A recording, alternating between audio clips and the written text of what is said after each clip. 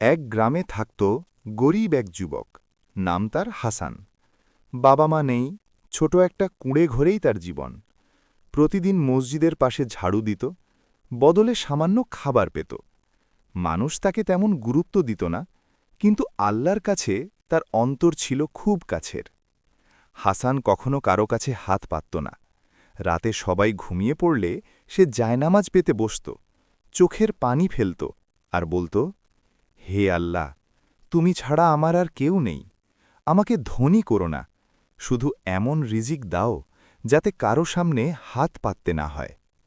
দিনের পর দিন কেটে গেল, কোনো পরিবর্তন নেই। তবু হাসান দোয়া ছাড়ল না, কারণ সে বিশ্বাস করত দোয়া কবুল না হলেও শোনা হচ্ছে। একদিন গ্রামের এক ধনী ব্যবসায়ী অসুস্থ হয়ে পড়ল।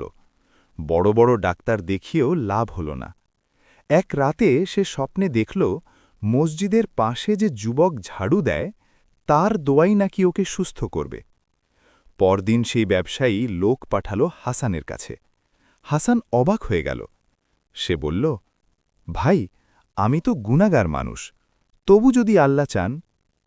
হাসান অজু করে 2 রাকাত নামাজ পড়ল, হাত তুলে দোয়া করল। চোখ বেয়ে পানি ঝরছিল। আল্লাহর কুদরত, কয়েকদিনের মধ্যেই সেই ধনী মানুষ পুরোপুরি সুস্থ হয়ে গেল। কৃতজ্ঞতায় সে হাসানকে অনেক টাকা, ঘর আর কাজ দিল।